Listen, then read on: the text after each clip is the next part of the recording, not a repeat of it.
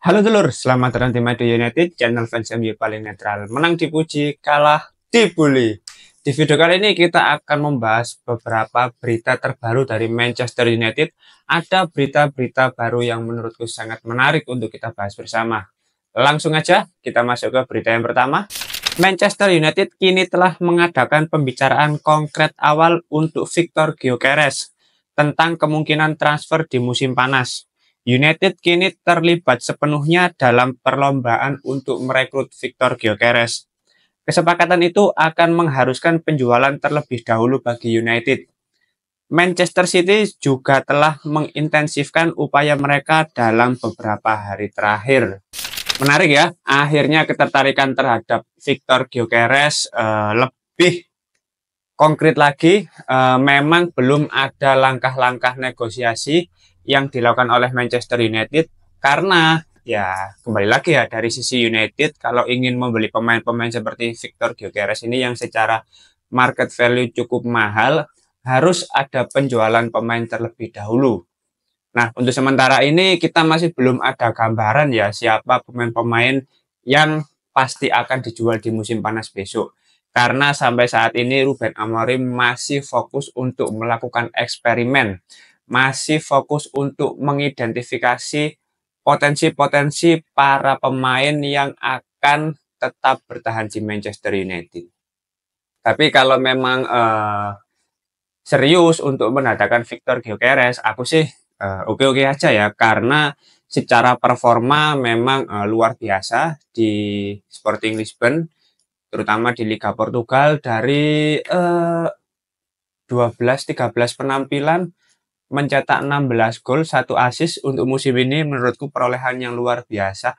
Meskipun secara kualitas Liga Portugal dengan Premier League tentu cukup berbeda jauh. Tapi kalau kita melihat Victor Gyökeres ini kenapa dia bisa gacor di Sporting Lisbon itu karena skema yang diterapkan oleh Ruben Amorim itu sudah berjalan dengan baik. Para pemain itu sudah memiliki visi yang sama. Jadi tidak ada keegoisan dalam mencetak gol, ingin menjadi bintang untuk mengejar rekor-rekor individu itu nggak ada. Semua pemain itu bermain secara tim dan skemanya sudah berjalan. Maka dari itu Victor Gyökeres bisa gacor. Padahal dulu waktu masih di Brighton terus di Coventry ya biasa aja. Tapi karena di Sporting Lisbon ini bisa dikelola dengan baik oleh Ruben Amorim beserta para stafnya, akhirnya ya jadi Victor Gyökeres ini. Kalau misalkan sekarang didatangkan sistemnya di United belum berjalan, ya tetap aja babuk, tetap aja masih kesulitan dalam mencetak gol karena sistemnya masih belum berjalan, masih masa adaptasi. Nah, mungkin kalau memang Manchester United benar-benar serius ingin mendatangkan Victor Gyökeres di musim panas besok, ini kan masih ada waktu sekitar paruh musim ya sampai bursa transfer musim panas dibuka. Ini Manchester United harus fokus untuk membangun sistem yang ingin diterapkan oleh Ruben Amorim, terutama pemain-pemain yang mungkin masih kesulitan dalam melakukan adaptasi skema 3-4-3 ya. Jadi kalau sistemnya sudah kebentuk, pakemnya sudah terlihat dan sudah mulai berjalan, sudah terlihat konsistensinya, baru Victor Gyökeres ini bisa didatangkan dan tidak perlu adaptasi terlalu lama. Karena sudah nyetel dan ya Gyökeres kan mantan anak asuh dari Ruben Amorim juga. Jadi lebih sama-sama sudah memahami lah skema 3-4-3 ini. Tinggal penerapannya saja di Premier League bersama Manchester United. Di lain sisi, kalau memang Manchester City mengincar Victor Gyökeres ini, bahkan bukan Manchester City ya. Kalau rumor sih semua klub-klub besar tentu mengincar ya, seperti Arsenal itu rumornya juga mengincar. Tapi kembali lagi ya, kalau memang banyak klub besar di Premier League yang mengincar, tandanya memang Victor Gyökeres ini secara kualitas mumpuni untuk didatangkan ke Liga Inggris. Karena kalau kita melihat usianya ya, saat ini sekitar usia 27 tahunan ya. itu harusnya kan sudah di masa prime-nya ya, usia-usia segitu. Beda dengan Rasmus Højlund, Joshua Zirkzee yang masih umur 21, 23. Prosesnya masih panjang. Tapi kalau kayak Gyökeres yang usianya sudah 27 tahun, harusnya sudah di masa prime-nya. Ya, memang lagi bagus-bagusnya, wajar. Ibarat buah itu wis ranum lur, wis mateng lah, wis wayahe dipangas. Dan rilis close-nya juga di angka sekitar 60-100 ya. Nanti tentu akan ada negosiasi masalah harga. Jadi untuk saat ini memang harusnya ya Manchester United fokus untuk pemain-pemain yang ada dulu. Sambil manajemen mempersiapkan strategi dan juga proses negosiasi untuk mendatangkan Victor Gyökeres agar tidak kalah dengan klub lain. Nggak ketikung lagi gitu loh. Harus gerak cepat kalau memang dirasa Victor Gyökeres ini salah satu puzzle yang dibutuhkan oleh Manchester United, terutama di lini serang. Nah, Ruben Amorim fokus ke para pemain, manajemen fokus mendatangkan pemain-pemain baru gitu. Karena kan statusnya Ruben Amorim sekarang kan head coach kan, pelatih kepala, bukan manajer seperti di era-era sebelumnya. Jadi tugasnya fokus untuk melatih para pemain Manchester United. Oke, sekarang kita masuk ke berita berikutnya. Real Madrid akan mengajukan tawaran sebesar 50 juta pound sterling untuk Diogo Dalot pada bulan Januari. Mereka ingin segera merekrut Dalot daripada harus menunggu Trent Alexander-Arnold di musim panas mendatang. Menarik ini ya, pemain yang sering melakukan blunder di Manchester United diincar klub lain, bahkan klub besar yaitu Real Madrid. Sebuah kesempatan dan peluang yang bagus menurutku kalau ada klub yang mengincar Diogo Dalot, mengingat performanya di Manchester United sedang kurang bagus ya, terutama untuk skema Ruben Amorim. Di 3 pertandingan ini Diogo Dalot masih kesulitan, masih kelemahan berpikir dan masih bingung secara pemposisian. Decision makingnya juga masih kurang maksimal. Jadi dan yang paling fatal adalah sisi dari Diogo Dalot itu seringkali mudah diekspos oleh pihak lawan. Nah, ini yang sering jadi PR itu ini. Seringkali diekspos. Jadi kalau misalkan ada klub lain yang berminat, ya mungkin 50 juta kemahalan ya menurutku. Untuk klub sekelas Madrid nggak mungkin mau membayar dengan harga segitu untuk Diogo Dalot. Kalau ada negosiasi mungkin 40, ya masih masuk akal lah. 40, 35 mungkin masih masuk akal kalau untuk seorang Diogo Dalot ya, karena kualitasnya ya bagus, untuk sisi menyerangnya bagus, tapi bertahannya buruk banget. Dan TAA ini kan belum pasti juga ya mau pindah ke Real Madrid, karena dia kan memiliki ambisi tersendiri di Liverpool. Dia berharap di masa depan nanti dia bisa menjadi kapten di Liverpool. Itu wawancaranya yang beberapa minggu atau bulan sebelumnya itu aku pernah lihat itu. Jadi akan sangat sulit untuk mendatangkan TAA bagi Real Madrid, dan Diogo Dalot adalah opsi alternatif. Meskipun kedua pemain ini dari sisi bertahannya memang kurang ya TAA sama Dalot ini ya. Tapi kalau masalah harga Diogo Dalot lebih murah. Dan mungkin akan dilepas juga kalau misalkan Manchester United sudah memiliki pemain lain yang lebih potensial, yang lebih bagus dibandingkan Diogo Dalot. Entah nanti akan mendatangkan bek kiri baru, atau ada opsi-opsi lain yang akan didatangkan oleh Manchester United, kita masih belum bisa memastikan. Intinya untuk saat ini masih belum ada langkah konkret dari pihak Real Madrid untuk mendatangkan Diogo Dalot. Ini masih sebatas, ya mungkin masih rumor terbaru lah yang lagi hangat dibicarakan. Namun kalau hal ini benar-benar bisa terjadi, ya nggak apa-apa, lepas saja. Aku sendiri nggak apa-apa kok kalau Diogo Dalot dilepas, asalkan sudah ada penggantinya yang lebih bagus lagi, yang lebih potensial lagi. Gitu. Karena apa ya, Diogo Dalot ini salah satu list yang harusnya dibuang memang. Sumpah. Angel Jus. Ngomongno Dalot iki angel Jus.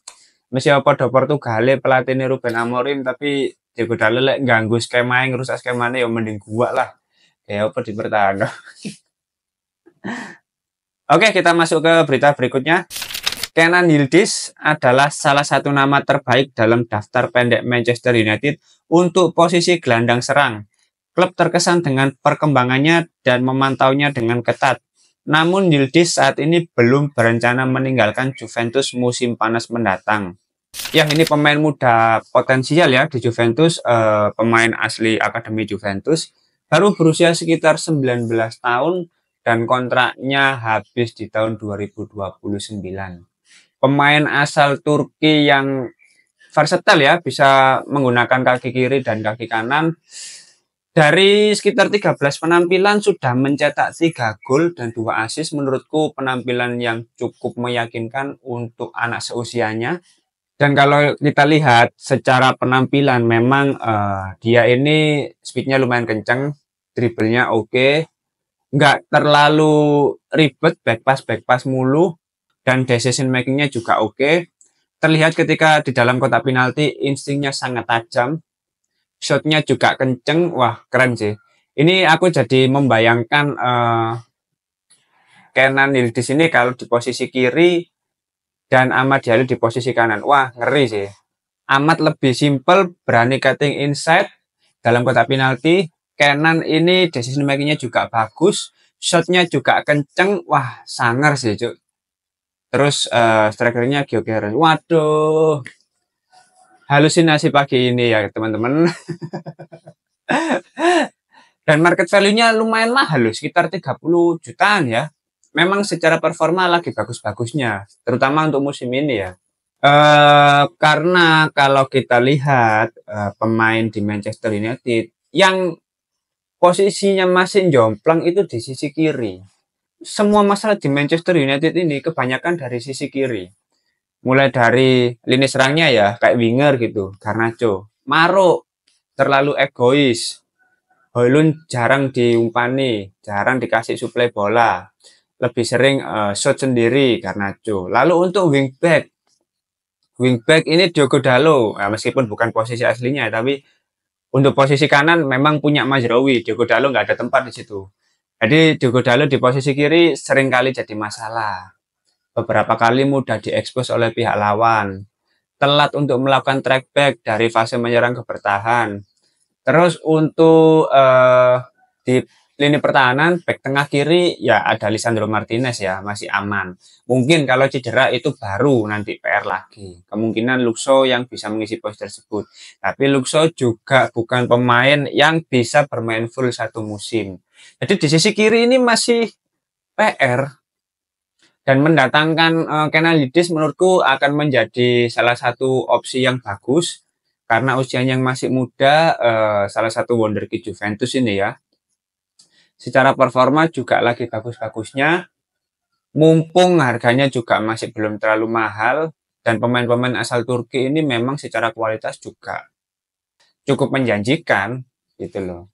Ya bisalah mungkin di bulan Januari atau musim panas nanti untuk menambah kedalaman skuad di lini serang Manchester United.